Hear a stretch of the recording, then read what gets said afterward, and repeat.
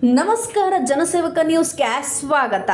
ಬೆಳಗಾವಿ ಜಿಲ್ಲೆಯ ಗೋಕಾಕ್ ನಗರದಲ್ಲೇ ಕೋಚಿಂಗ್ ಸೆಂಟರ್ಗೆ ಸಂಬಂಧಿಸಿದ ಗಂಭೀರ ಆರೋಪವೊಂದು ಕೇಳಿ ಬಂದಿದೆ. ಹೌದು, ಕೋಚಿಂಗ್ ಸೆಂಟರ್ನಲ್ಲೇ ಕೆಲಸ ಮಾಡುತ್ತಿದ್ದ ಶಿಕ್ಷಕನೊಬ್ಬ ಇಬ್ಬರು ಅಪ್ರಾಪ್ತ ಬಾಲಕಿಯರ ಮೇಲೆ ಲೈಂಗಿಕ ದೌರ್ಜನ್ಯ ಎಸಗಿದ್ದಾನೆ ಎಂದು ಪೋಷಕರು ಆರೋಪಿಸಿದ್ದಾರೆ. ಹೌದು, ಪೋಷಕರ ಹೇಳಿಕೆಯ ಪ್ರಕಾರ ತಮ್ಮ ಮಕ್ಕಳಿಗೆ ಉತ್ತಮ ಶಿಕ್ಷಣ ದೊರೆಯಲಿ ಎಂಬ ಉದ್ದೇಶದಿಂದ ಕೋಚಿಂಗ್ ಸೆಂಟರ್ಗೆ ಸೇರಿಸಲಾಯಿತು. ಆದರೆ ಅಲ್ಲಿಯೇ ಶಿಕ್ಷಕ ಮಕ್ಕಳ ಮೇಲೆ ಲೈಂಗಿಕ ದೌರ್ಜನ್ಯ ಎಸಗಿದ್ದಾನೆ ಎಂದು ಅವರು ಗಂಭೀರ ಆರೋಪ ಮಾಡಿದ್ದಾರೆ.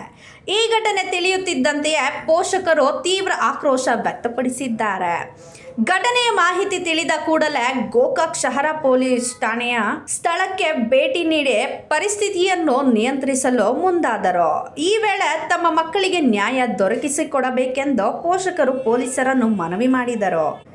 ಸದ್ಯ ಪ್ರಕರಣಕ್ಕೆ ಸಂಬಂಧಿಸಿದಂತೆ ಆರೋಪ ಎದುರಿಸುತ್ತಿರುವ ಶಿಕ್ಷಕರನ್ನು ಗೋಕಾಕ್ ಶಹರ ಠಾಣೆ ಪೊಲೀಸರು ವಶಕ್ಕೆ ಪಡೆದು ವಿಚಾರಣೆ ನಡೆಸುತ್ತಿದ್ದಾರೆ. ದೂರು ಹಾಗೂ ಲಭಿಸಿರುವ ಸಾಕ್ಷ್ಯಾಧಾರಗಳ ಆಧಾರದ ಮೇಲೆ ಮುಂದಿನ ಕಾನೂನು ಕ್ರಮ ಕೈಗೊಳ್ಳಲಾಗುತ್ತಿದೆ. ಈ ಪ್ರಕರಣದ ತನಿಖೆ ಇನ್ನೂ ಮುಂದುವರೆದಿದ್ದು ಆರೋಪಗಳನ್ನು ಆರೋಪಿಗಳು ನ್ಯಾಯಾಲಯದಲ್ಲೇ ಸಾಬೀತಾಗುವವರೆಗೂ ಅವರು ಆರೋಪಿಗಳಾಗಿಯೇ ಪರಿಗಣಿಸಲಾಗುತ್ತಿದೆ.